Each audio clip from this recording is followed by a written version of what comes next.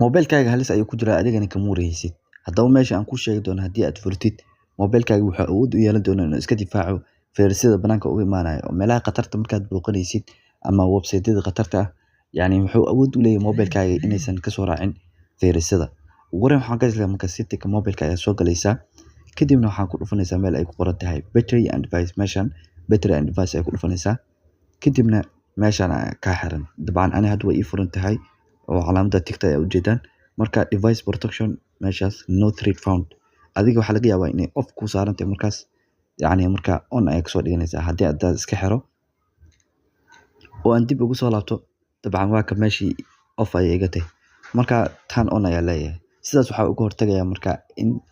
fayrasyada banaanka uga imaada taleefankayga uu awood u yeeshto inuu iska difaaco hadduusan iska difaaci karinna ii soo sheego ii soo ogeysiiyo haddii aad muuqaalkan ka heshay nagu soo biir